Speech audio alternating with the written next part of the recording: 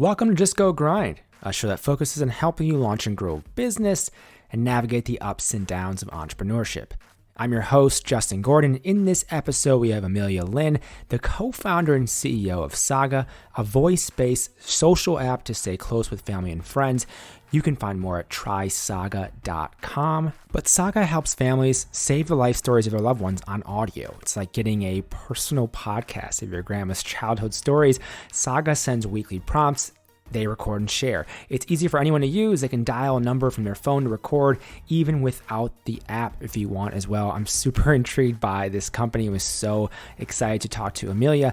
In this episode, we talk about a wide variety of topics from the early days of Saga and what that looks like as the manual version of the product and sending questions out and prompts out in the early days to how it's grown since, and Amelia's fundraising experience, what she learned from that first round to the second time trying to raise funding and the differences she used within that, what's fueled the growth of Saga up until this point, the business model behind Saga, and so much more around the company and Amelia's background.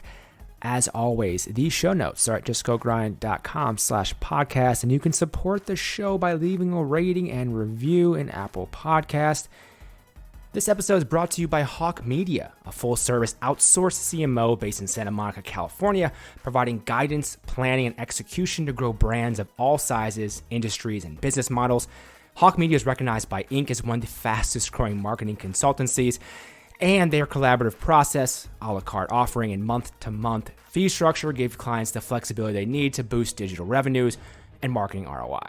Hawke Media, the company, has serviced over 1,500 brands of all sizes, ranging from startups like Tamara Mellon, SiO Beauty and Bottlekeeper, to household names like Red Bull, Verizon Wireless and Alibaba. And also, I had the founder and CEO of Hawke Media, Eric Huberman, on the podcast in episode number 23, if you want to take a listen.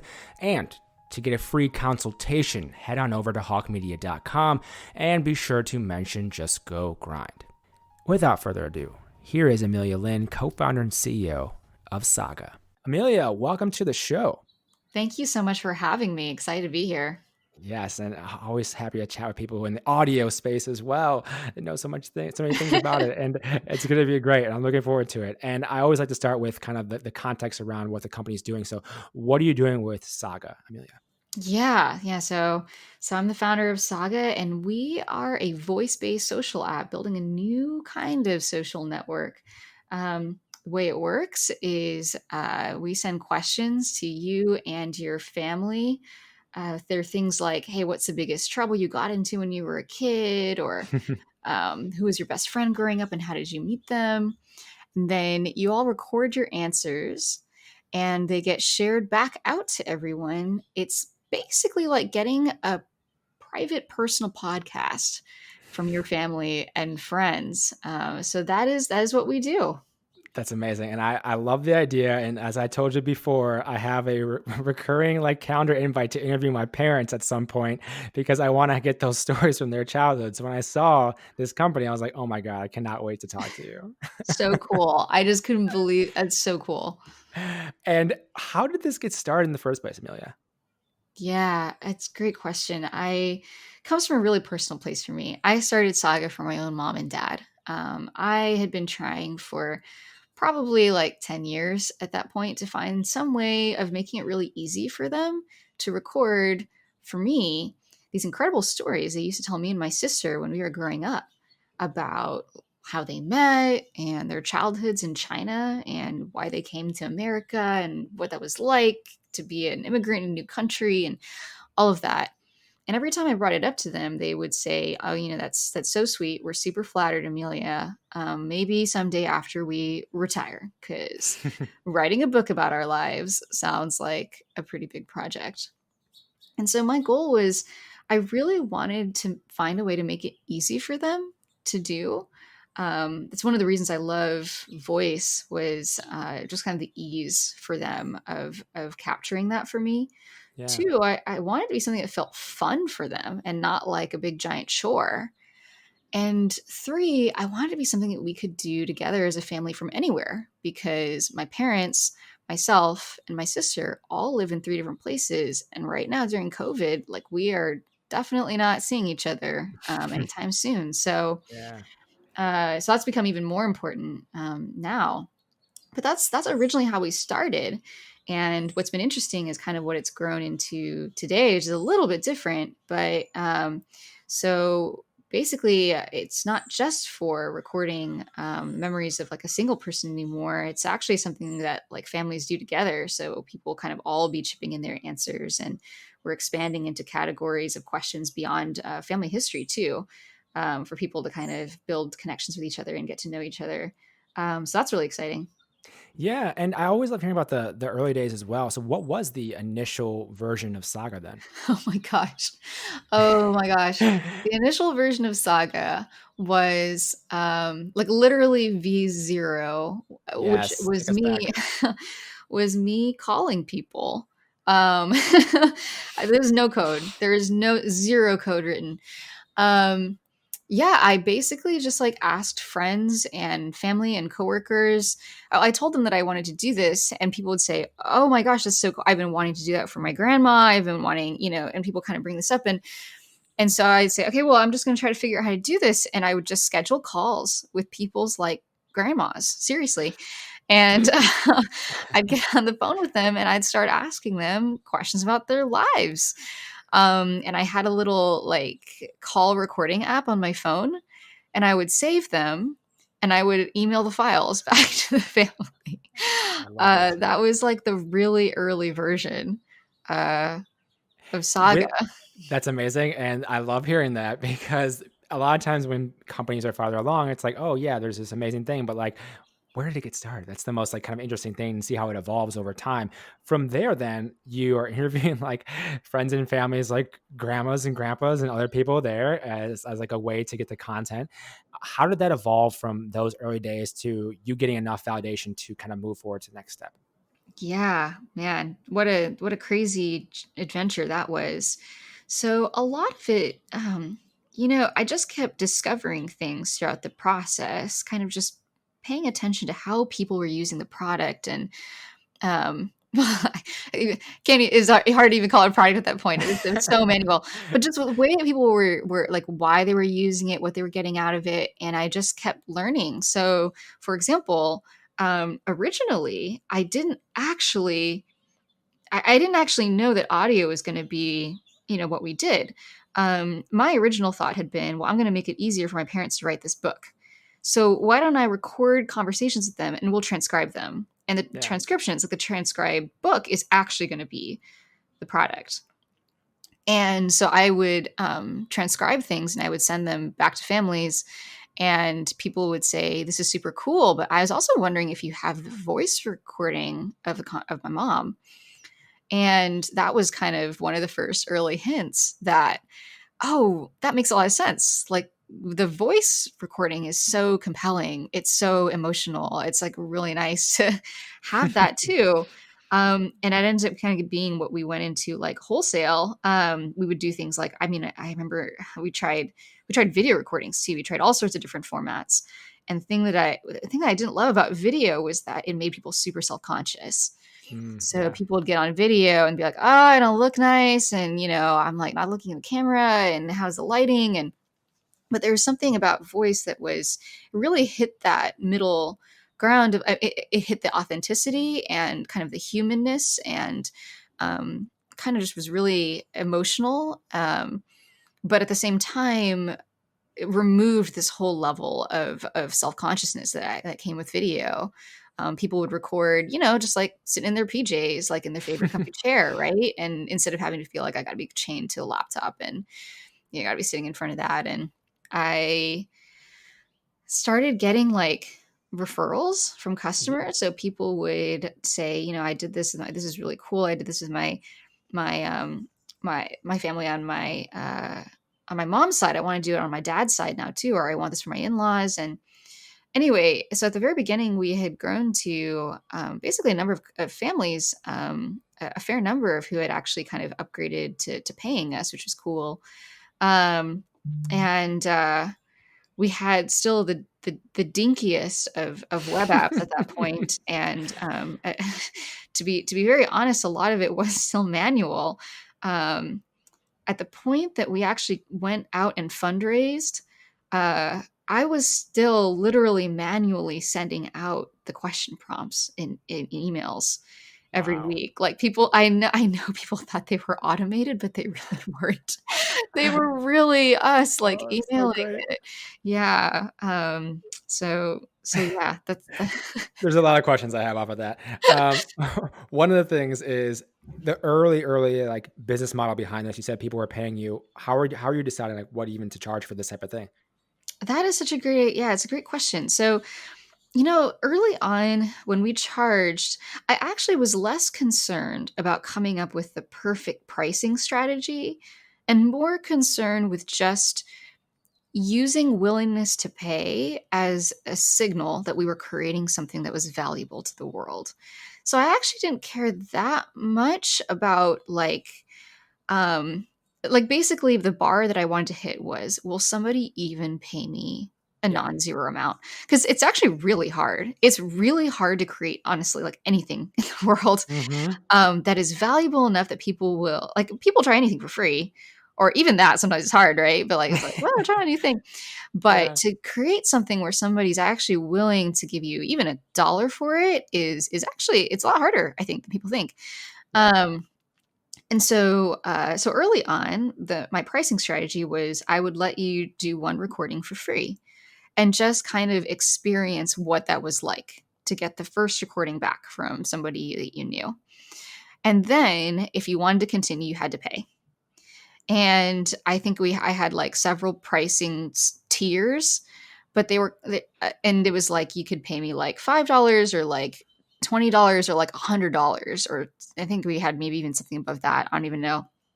And I didn't care that I really wanted to know, like, will people pay me like anything?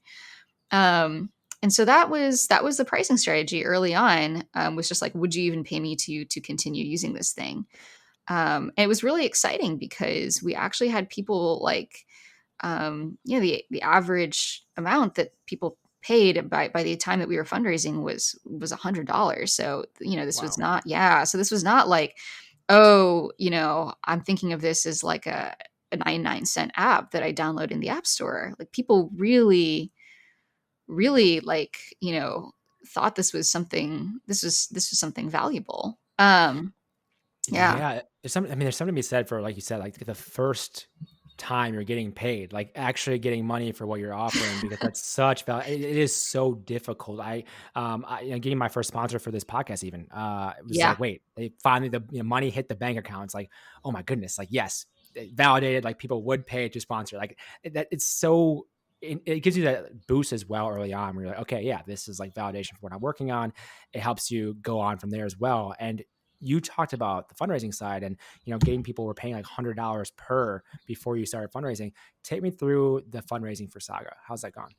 Oh my goodness. I tell people that going through fundraising is like the most insane thing I've ever gone through. That was like the most intense time ever in my life. And I'm sure like someday I'll have like a kid and then maybe that will win. But Yeah. until then, this is the prize winner. So I went about fundraising two times, I guess you could say. And the first time I didn't have a plan, and it was predictably not very good.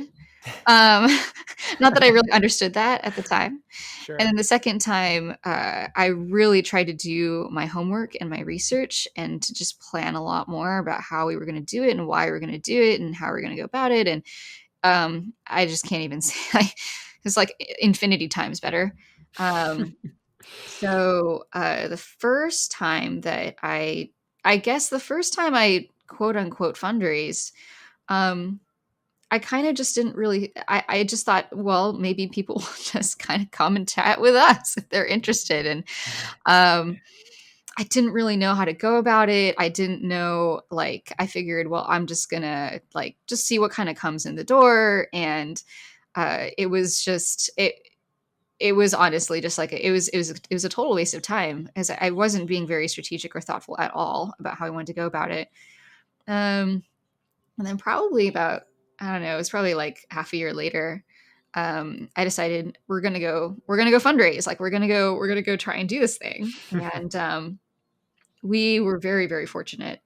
I think like usually from my friends, I've heard that like fundraising, you kind of want to prepare for take like 6 months. And so that was kind of what I was prepared for, was like a really long slog. Yeah. But we actually went from beginning to closed in 9 weeks. So it Ooh. was, yeah, it was really fast, and it was really, really intense. And that's all the way from the very first angel check to like money in the bank. Wow. Yeah, so that we were very, very lucky. I think we had a unusually good experience fundraising. Well, I mean, I definitely want to dig into that a little bit, because for other entrepreneurs wondering, I mean, you mentioned the first one versus the second one was kind of not night and day. I mean, what were some of those things that you had done to prep for the second one, off of understanding the first one did not go as well, let's just say? Yeah. So the second time, I mean, the biggest thing that was different was I wasn't just waiting or hoping that people would come to us. I was the one that was going out and driving all of the introductions. So I made a big list. Like it really actually took a lot of time. It was like I made a big list of people who I thought we should talk to. Like I did a lot of research looking at different funds, trying to figure out like which funds were probably the right ones for us to talk to, and then like targeting who at that fund we should try to reach. Doing a lot of digging in my network for introductions, and I think this is where it came in handy that I've spent my entire career basically working in Silicon Valley tech startups, and so I was like, all right, friends, Heyo. I need your help. And just really, really being very, very deliberate about that. I think the other thing that I did was I felt really insecure about our pitch deck. I remember like I put together a pitch deck. I just knew it was terrible. It was like a big wall of text. And one of my I met another founder who had raised, and I remember looking at his deck and I was just like, oh my gosh, it's hopeless. Uh-oh. Like, this looks so much better. And like, clearly I just don't have like the skills or something to do this. Um, and then he said to me, this is version 60, right? Like it took me 12 iterations before we even got to anything that looked reasonable. And I realized, oh, it didn't just like start out this good. So that was like that was probably the number one most valuable thing that I did differently the second time around. Was I sent our pitch deck to people over and over and over again for feedback. Friends of mine, especially friends who are founders, and just kind of relentlessly iterated. Yeah, the iteration side of it, I mean, from anyone you talk to, that's what it's all about. It's never going to be the initial version that really gets you what you need in terms of funding, because you get feedback from it constantly, and then you understand which parts are resonating and which things are That's important right. in terms of that pitch. And like, going back to your point of just in the process itself of taking 9 weeks, and you're mentioning people had said to me it might be 6 months. From talking to a lot of entrepreneurs in this show, there's been people who have been raising for like 8 months before they got funding. Right. And Right. there's been people who have been as quick as a few weeks off of a very hot round. So it does take time, typically months and months, to close like completely beginning to end of fundraising, just for people to have some context around that as well. And from that point then, so you did raise. What was your kind of use of funds, next steps along the way from there then, Amelia?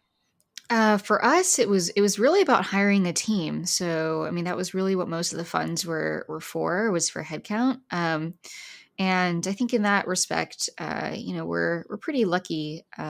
We're not building a physical product, which I think has actually helped us during COVID. I know that's been really, really hard for some other startups during this time, but we are building an entirely digital product, and we were able to keep. We didn't have like crazy overhead costs or anything. We weren't even running an office at the time. We were working out of like a sort of a co-working space actually inside a church where I was friends with a pastor, and so he was, Nice with those connections. I know, yeah, we'd become really good friends, and so he sort of let us work out of there, which was really cool. Um, and so for us, the use of funds is really to build up the team. And I have to throw it in because it's my duty, but I do have to put in a plug that we are growing the team, and so we are one of the startups, I think, in the fortunate position of actually being able to hire during this time and wanting to hire. So if any Actually, listeners are looking. no, I definitely appreciate and encourage plugs for sure on the show. And to that point, then, because you're doing it right now, what are you looking for? How do you look at bringing people on board for your team? Because I know Oh, such a there's a good lot of startups that question. are kind of thinking about it. And so, how are you looking through that, Amelia? Yeah, cool. Yeah. So we're hiring for product and engineering at the moment. And a couple things that I think are really important to us are, one, people who really resonate with the mission. So like we're definitely a mission driven team. It's probably not it's definitely not coincidence that every single person on our team is really close with like friends and family. We sort of understand that the future, like what we're building, is a different kind of social experience. It's not about blasting out to the world on Twitter or Facebook. It's really much more intimate. Saga is a thing that people use with people who they're really close with, like family or even close friends. And the kinds of stuff that people share and record, it's not stuff that people would go and just post on their Facebook wall.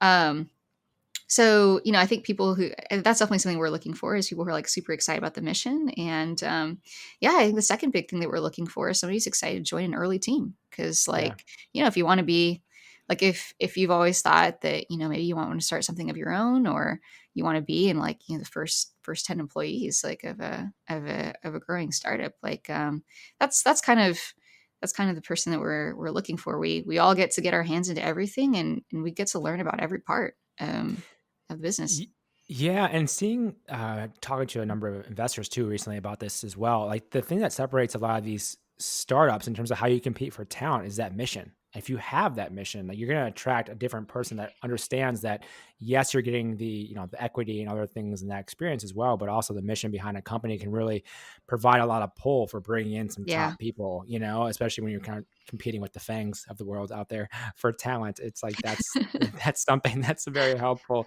along the way. And what I'm wondering too is, I know you initially were family and friends reaching out in terms of the kind of really grassroots to grow it. How has the growth gone the last 2 years or so in terms of how you look at acquiring new users? It's so interesting. So if you actually look at like how people hear about us, um, the majority of the time, it's really people hearing about it from other people.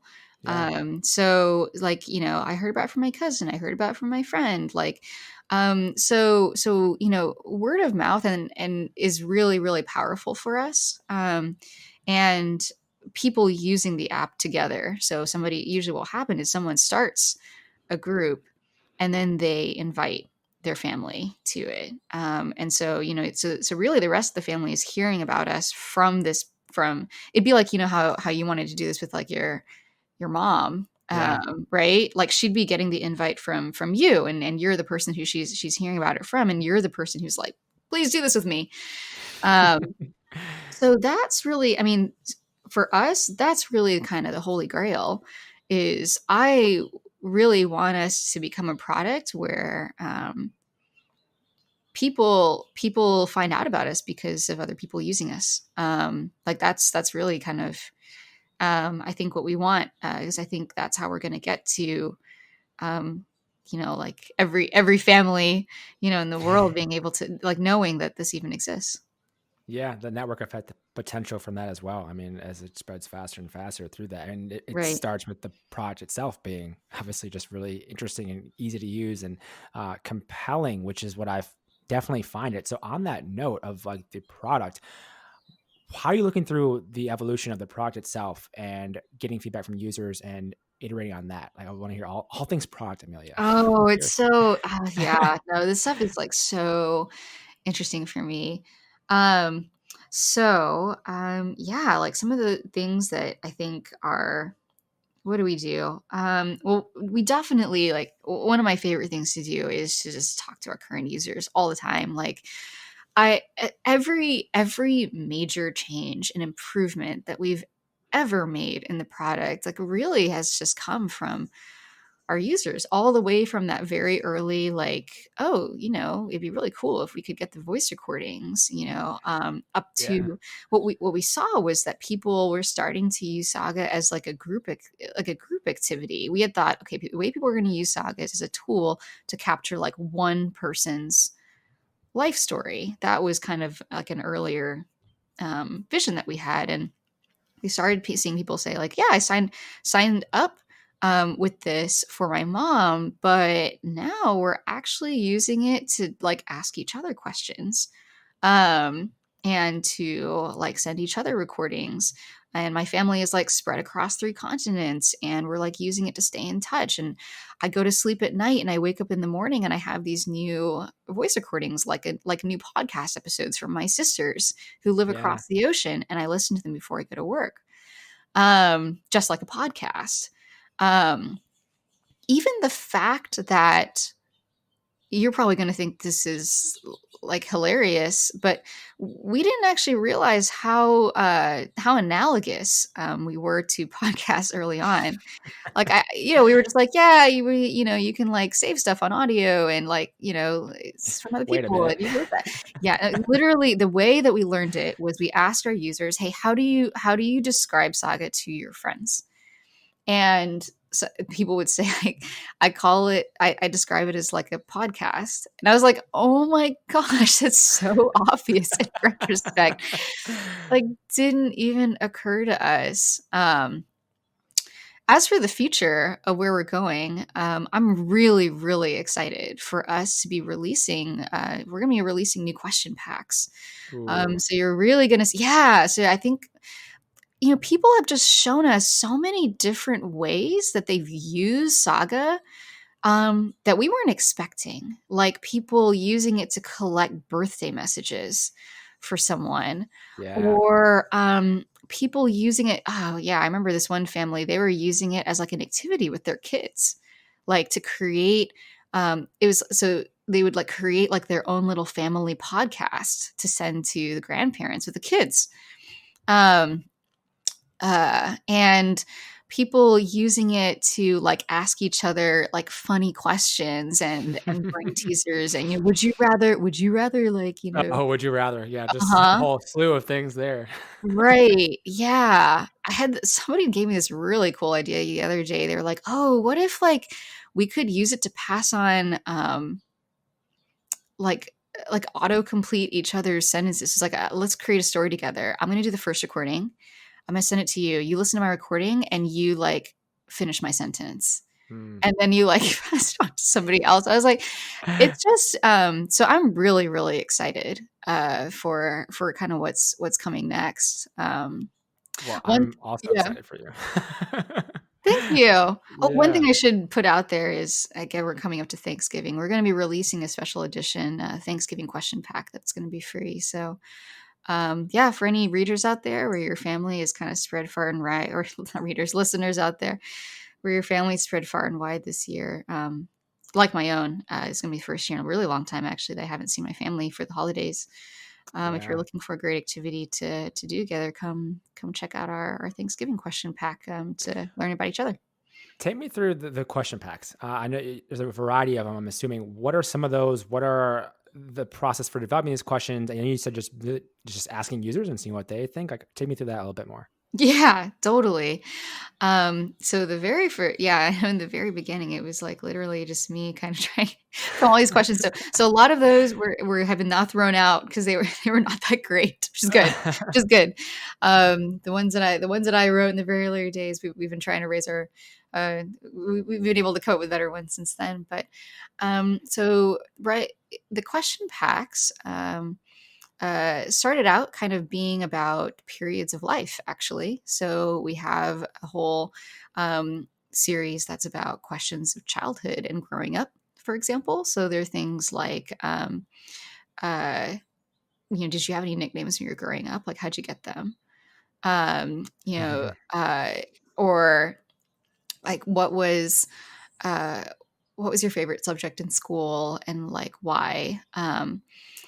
There's also so there's categories like that. There's ones that are about like career. So how did you get into like the line of work that you're in?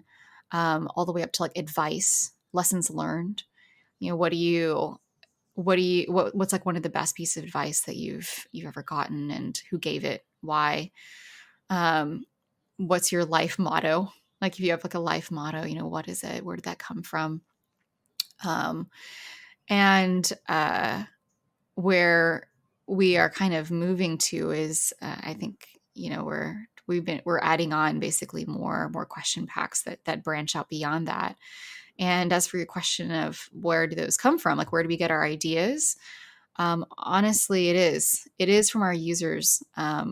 My dream is that I actually want to add in like a feature within the app that lets people like directly like submit ideas to us to be featured. That would Yeah. be, yeah, because it's really kind of cool seeing what people come up with in their own family channels, like in their own like groups, like what kinds of prompts like they'll come up with. I'm like, oh, that's such a good one. Like, I gotta use that one. Yeah, and the thing like comes to mind for me at least. There's so many like inside jokes or things that you want to ask more about that you're like, how did this become a thing? Even I think of so many inside jokes of like my friends or family members of like different things that if I bring it up, they're instantly gonna laugh hysterically. Yes, But it's like, how did some of those things start? Or like even there's more backstory to some of those things too, where it's like, oh, I want to be able to create those questions potentially to like hear that from my dad or my friend or my cousin or that sort of thing as well. that's right. That's right. Um, so yeah, we do kind of have this, like we have sort of these packs that we've already kind of put together, but they're really they're great inspiration, but people totally take them and like customize them, which you can do within the app. You can write your own. And that's been really cool because it's exactly what you say. You'll see people be like, oh, ooh, remember that time that we all went to, that camp, Yeah. right? And it's like I can see that that's like, and like no one else is going to understand that prompt, but Right. that group does. Yeah, Yeah, to them it's very relevant, and that's that's right. that's they definitely encourage more sharing around that in terms of thoughts and everything. And one thing I'm wondering too, I know you mentioned kind of the early days of business model. How's the business model evolved to today? Like, what is it today then? Right. So we basically decided that we wanted to be able to have a version of Saga that was always free. So that's different from where we started at the beginning. I was kind of almost using the willingness to pay as like a little bit of a test point, right? Is like, oh, you get to try Yeah, it like for free for a little bit, but now if you want to continue, like you got to pay. But yeah, we actually we have two tiers. So there's a free tier and a paid tier. The free tier is already launched, and you can find us in the App Store and iOS.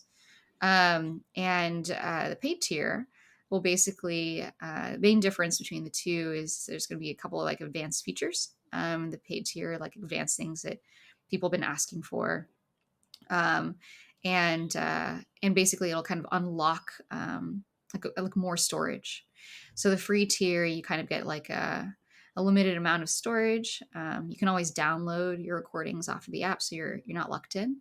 But if you want to have sort of this like kind of this you want to grow your archive, yeah. sort of similar to like Google Photos or Dropbox, you'll be able to unlock that with the paid tier. That's awesome. It seems like a kind of a logical way to do it when you look back at it. At least it's like, oh yeah, the users who are going to really use this a lot more will definitely willing to pay for that. It would seem like I'm already kind of thinking through. It's like how much would they pay for, or like like how much storage would they really need? I'm sure you're thinking through that as well in terms of deciding on like the pricing model behind that. But with yeah, I know you mentioned the change from the fundraising side from the first time to the second time, and now you've been running this company a couple years. Take me through today. What are some of the challenges, biggest challenges of running this company at this point? Yeah, one of the things that I feel like we're always thinking about is the social interactions in the app because um I think that's something where we can just always continue to improve. Like we know that the magic for us is not just the recordings. We're not just like an archival tool. And I think that actually sets us apart from, like, I had looked at a lot of other products in this space in the past, and like why people, like things that people had done, and why they didn't work, and why they failed. And I think a lot of it really felt a little, it was like you were gonna record these memories, and then they would kind of just get sent off into the ether or go live in a vault somewhere. And for us, we know that the magic is actually the social connection that is Yeah. sparked between people around the recordings. And so that's something that I think about all the time, is how we get better and better and better in the app at making that just absolutely effortless. How we make it easier and easier, um, for people to experience that magic moment, and it not just being like I made a recording, but like I got to hear something. I got to hear my best friend's voice for like the first time in forever, and like, you know, it just brought back all of these great feelings and memories, and like I gotta like tell him what I think about this now. Um, so that's one of the bigger things that I look at. And then the other one, I guess for me, is always the case, is like how we just let people know that this thing exists. Cause, it's not like I don't know, it's not like we're doing something that's really new and different. And so we can't just rely on people searching for it. Yeah. And so like word of mouth is definitely like great and super, super helpful. But honestly, like podcasts like you and a lot of podcasters actually have been so supportive of us and kind of helping us to get the word out. Because we really hope that this is something that everyone can use. Yeah. Yeah, and it seems like with COVID, the pandemic situation, I would imagine it'd be amplified because people wanting to have that connection in some capacity to people who they're not seeing all the time. And that, I mean, for me, I'm thinking about right now, it's like, yeah, a number of friends and family I can think of right away who I would That's want right. to kind of use it for. And when you say that these challenges of one making it a social, a social app that people are really engaging with and everything, and also with spreading the word around it, what are some of those questions internally with your team you're asking, or some of those conversations you're having? What does that kind of look like in terms of figuring out those two different things? Yeah, that's a great question. So on the first axis, of like kind of the social piece, we're always kind of looking at like these key, just like, hey, what are people coming back and recording again, or like our groups coming back and recording, and so why or why not, what triggers somebody to like come back, and um if somebody like what do we need to do to make that like really really easy, what kind, why do people enjoy listening to the recordings, like what are they getting out of it, and just kind of understanding like better and better and better, how to make it easier for that kind of magical experience, to happen with as little work as possible, Yeah. from a user. Um, we pay a lot of attention just like how people are using it, especially in unusual ways. So like it was definitely kind of a revelation to us when we saw, kind of like, groups of even college friends sort of using this as a way to stay in touch. It was just beyond what we had originally imagined. So we do quite a bit of that, where we kind of just like look at how users are using the app and say, oh, that's kind of interesting. Like they're sort of using it a little bit different way. Like I wonder if we could reach out to them, and if they would chat with us. Um, the second one, for us on like getting the word out, question that I always ask is like, how did you hear about us? Yeah. So like when you sign up for the app, there's like a little field, it's optional, but it says like, how did you hear about us? But a lot of people will fill it out. And for me, that's kind of my source of truth that I look at all the time, is like, what are the ways that people hear about us, that we aren't even expecting? That's actually how we found out pretty early on about that we should probably, like try to reach out to podcast listeners, because No, I'm serious. We were on Yeah. a podcast like pretty early on. It was a, and like the next day we saw like a spike in signups, and we realized, oh wow, like that's really something. So those are kinds of the questions that I'm always asking myself. Is like, hey, like how do we learn better and better? You know, uh, where people are actually finding out about us. Yeah, I think to highlight that point, I love that point because I think it's so important to understand for any company, really. It's like, how are people actually hearing about you? Because in those different channels, there's potential for partnerships, there's potential for That's leverage right. in terms of, free traffic potentially. It's just your time. Obviously, time is worth money, but at the same time, especially as a startup early on, if you don't have a multi-million dollar budget for advertising, like there's so many things where there are opportunities to get like disproportional leverage for your time. And something like a podcast, for instance, where it's going to live for years and years and years, and people are still going to hear and download it. I've looked at that for my podcast of like people listening to the early Oh episodes where I'm wow. like, they're still listening to the early episodes today. It's just 2+ years later. And those, I have literally every episode, all 211 or so at this point, get Wow. downloads every month. And that's kind of insane to me, that people still kind of listen in. And so in a medium like that, like if you can go on podcast, then it's not just that you have this spike immediately. If your company, assuming it does well and stays around, like you'll continually get that traffic for a long time. And there's other channels like that where you look at like SEO, where you can rank or get in, included in some blogs where if they're getting traffic consistently for a while, you just get that traffic for free for, and as long as they rank. And so like those types of things as a startup, hard to focus on them all the time because it's not like immediate sometimes, but can be really beneficial for building a real brand, especially in the long term as well. Yeah. And to all of that, like I want to know, like just taking a little bit of a step back, did you think that you'd be an entrepreneur at this point in your life? Oh my gosh. That's such a it's a good question. I didn't. I honestly didn't.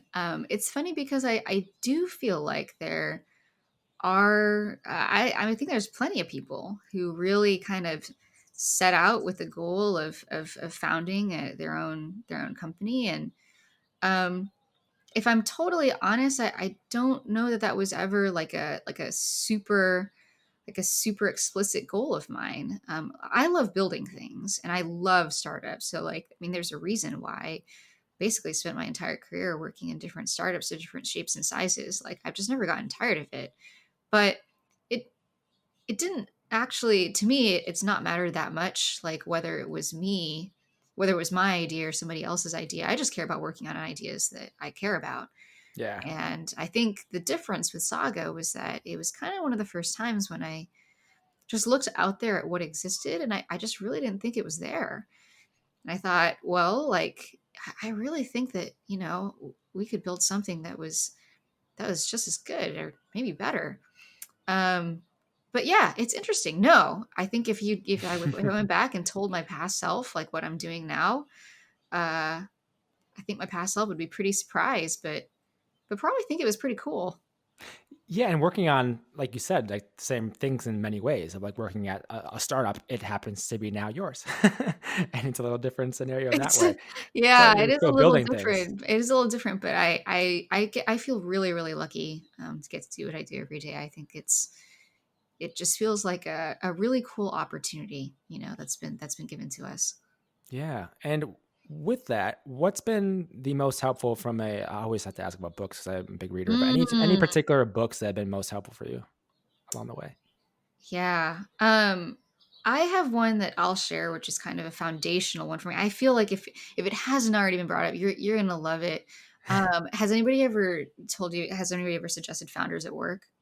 Oh, no, they Oh have my not actually. gosh, you're gonna love it. So Founders at Work, I got my first copy of it when I was in college, and I gotta say it was one of the first things that really got me into startups because all it is a series of interviews with Hmm. founders that have been transcribed into a book.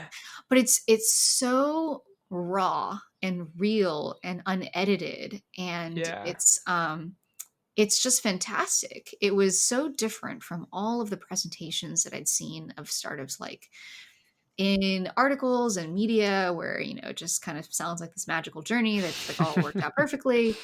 Yeah. And it was these interviews that, it was by Jessica Livingston, one of the co-founders of Y Combinator, and she Yep. basically just went and found founders from companies that have been successful, and she said, "Well, tell me how it really was." And yeah, I think just kind of getting that peek into the messiness of it all, and the fact that like the people who do this are really human. They're not Yeah. they're not gods, they're not perfect. Like there were things that went wrong. And how they navigated through all of that, I think, was just like super inspiring to me, and it's enormously entertaining. Definitely go check it out.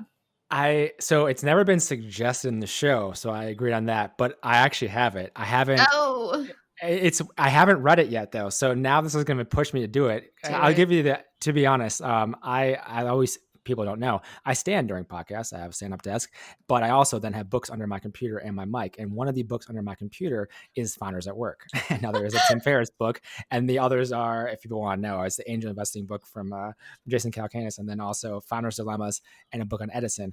Those are the 5 books that are underneath my computer and mic. But yeah, Founders at Work is one of those. So it's kind of hilarious you brought that up.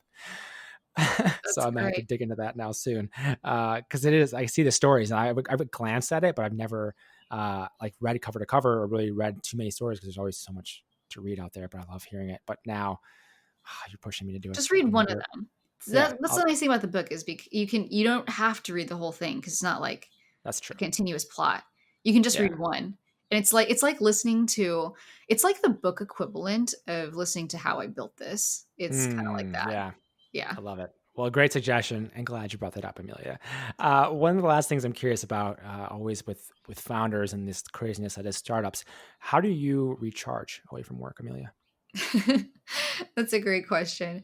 I think this has become this is something I'm working on, especially in COVID, because I feel like with the disappearance of boundaries between my workspace and my personal space, it's like Yeah. something I've had to become even more intentional about.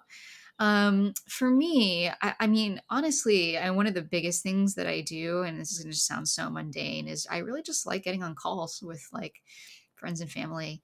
It's like something that I build into my day and my routine. Um, it There's something for me that's super recharging about it. I just love like catching up with people who are close to me. And like my friends and I have this thing where we kind of have this like unspoken pact that we can call each other out of the blue. That we don't need to like do any scheduling. I'll just be like, hey, I'm just gonna like randomly call you when I'm free, and I don't even know if you're there, and no pressure to pick up. But if you are, like, let's chat. I love it. Um, so I've been doing that. I have also been building in more of a workout routine into my days, which I think has helped to like give some structure. Yeah. So my partner and I, like he and I, have been doing weightlifting, which is great Yes. because I am such a wimp. I'm such a wimp. I have no muscles. No muscles. He calls me noodle arms. So that's been good. I feel good about Yeah. that. I'm doing something good for myself right now. Well, I'll give you a heads up. I have an exercise sports science degree from undergrad, and I was a Really? personal trainer before. So if you ever Oh need some tips, man. hit me up. I got you. No worries. Great. There's definitely something to the working out component, like whatever it may be. Like people, there's so many different things you can do, and so many things that are high tech, low tech, etc. But having something of a routine, whatever it may be, is definitely important. I know it's helped me I somehow got into running. I don't know how, but I got into running, and then doing like body weight stuff, and then just like clears your mind when you do that, and just finding something is really helpful, I think. And like to highlight that point as well for entrepreneurs out there who are so busy and Yes. ingrained in their company, they don't, you need to 100%. take time away, which can help you. And where can people go to learn more about Saga and also connect with you as well, Amelia? Oh, yeah. So you can check us out online at trysaga.com. So TRYSAGA.com. And yeah, you can reach me. If they, I don't always give out my email on podcasts, but If they listen I this will for you. far. I know I will. Exactly. If you listen this far, you can reach me directly at Amelia, Amelia at trysaga.com. I'd love to hear what you think of it. Again, we're always looking for feedback and suggestions and improvements. So it means a ton to me. Also, to highlight, you're also hiring right now, which That's is, right. this is for context then, end of October 2020, because this will be released a little bit later and people listen to the podcast, like I said, years later. So you're probably still hiring 2 years from now. So That's you're right. just a different hiring. So they're That's right. hiring always, people, just to know that. But Amelia, thank you so much for taking the time to come on the show today. Thank you very much. Thank you for listening to this episode of Just Go Grind. I really appreciate you taking the time to listen. The Weekly Grind, which is my weekly newsletter, comes out every single Friday. You can find it at justgogrind.com/newsletter. This is filled with tips, tools, and strategies for growing your business. If you want to know how to launch a business, how to grow it, how to get it off the ground, find employees, all these different things. There's a few tips, tools, and strategies every single week I deliver right to you. justgogrind.com/newsletter. Check it out. Thank you so much for listening. Talk to you in the next episode.